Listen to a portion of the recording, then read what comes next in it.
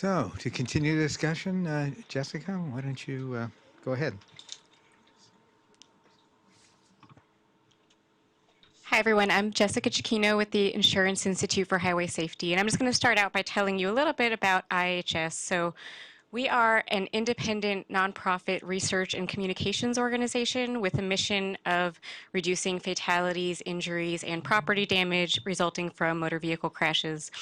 And we also have a sister organization called the Highway Loss Data Institute, or HILDI as we call them. And they share in our mission, but they deal primarily with analyzing insurance data, while IHS uses a variety of different types of data sources in our research. And we're both funded entirely by the auto insurance industry. So our member companies make up about a little bit more than 90% of the private passenger vehicle auto insurance market. And we don't lobby, legislate, or litigate. So we're a 501(c), and we carry out our mission by doing two things: by trying to conduct objective, high-quality research, and by communicating it aggressively both to the media and to other stakeholders, such as advocacy groups who can take our research and hopefully use it to make change. And this matrix up here, the Haddon matrix, was created by Bill Haddon, who is a former IHS president, the first administrator of NHTSA. And it forms a blueprint for how we think about highway safety countermeasures at IHS. So we think about three different crash phases: things that can prevent a crash from happening altogether, or things that could mitigate the severity of a crash either during the crash or afterwards, and things that can be done within those three crash phases to change people, change vehicles or vehicle equipment, or change the roadway. And so when it comes to alcohol impaired driving, most of the research we've done has fallen in that first column under the first two boxes. So for changing people, looking at things like laws, enforcement of laws, licensing sanctions, but increasingly we're looking at things that involve changing the vehicle, so ignition interlocks, things like DADs. So now I'm just going to walk you through just some examples of some of the historical and current and ongoing research that we've done on alcohol impaired driving at IHS. So the National Roadside Survey is the best source that we have of the prevalence of drinking and driving in the U.S. And I'm not going to belabor talking about it because I think Tara is going to talk a whole lot about it in the next session. But I'm just bringing it up because IHS has been involved in it over the years. So this is a survey where nationally drivers' BACs are tested at the roadside. And IHS was the principal agency involved in funding it in the 80s, and we've been involved in kicking in some funding in a couple of subsequent surveys. And we've seen from the roadside survey that the proportion of drivers on the road on the weekends at night with positive BACs has gone down a whole lot since the first roadside survey in 1973. When it comes to enforcement, IHS has done a lot of research on enforcement practices dating, way back to the 70s. In the 80s and 90s, we did a lot of research on passive alcohol sensors, which would be sensors that can detect alcohol in the ambient air. So, the kind of thing that a law enforcement officer might use when in their enforcement activities that might be like hidden in something that looks like a flashlight or something like that.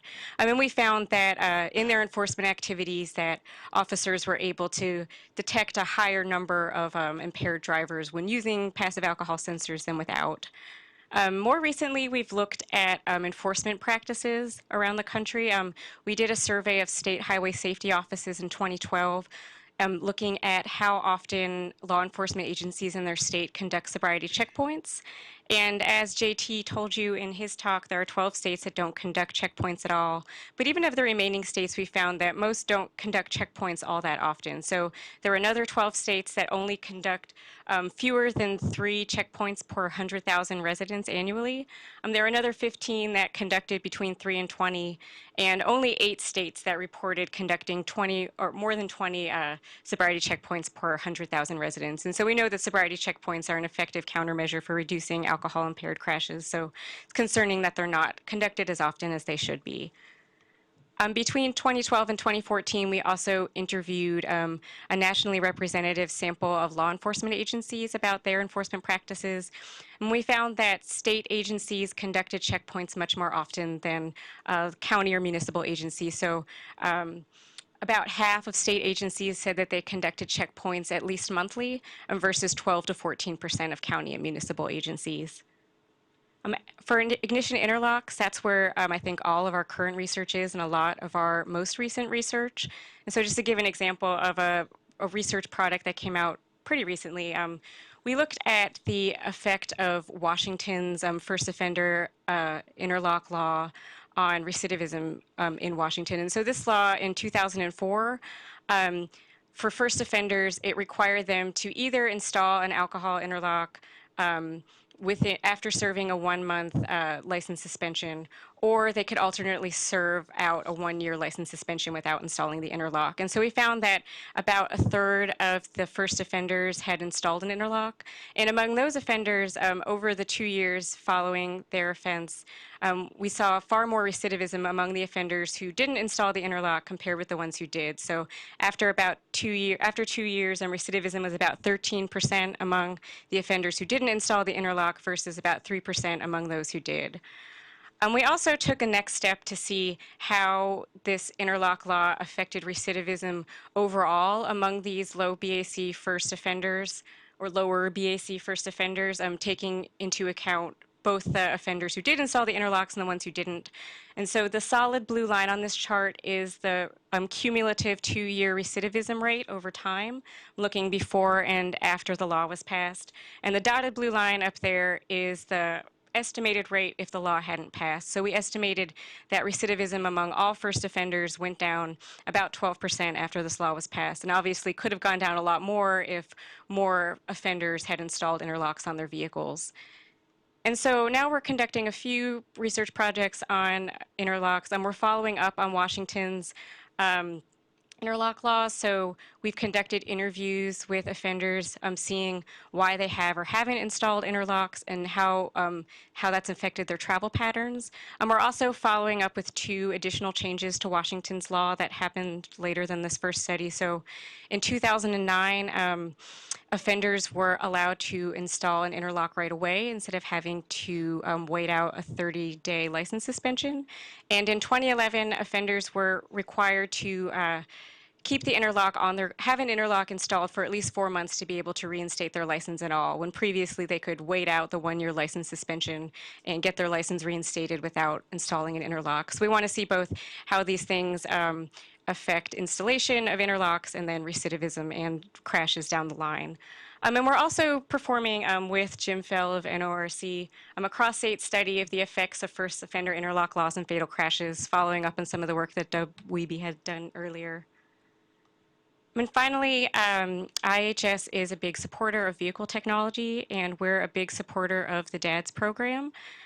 We've put together some estimates of the number of lives that could be saved if DADS was in every vehicle. I'm taking into account that people involved in impaired driving fatalities are often risky drivers and might have been involved in a fatality anyway.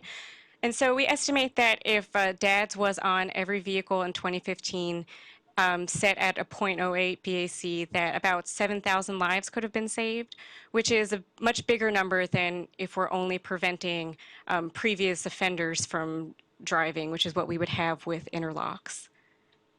In 2009, we conducted a nationally representative telephone survey to try to get some information about public support for DADS. So we described to people over the phone what a DADS system might do, and we asked them how strongly they would, if they thought that was a good idea or not, if the system worked as expected. And we found that about 2/3 of respondents thought that DADS was a good idea.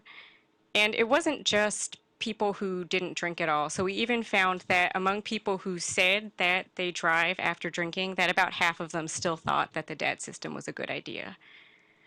And thanks, that's all I have today.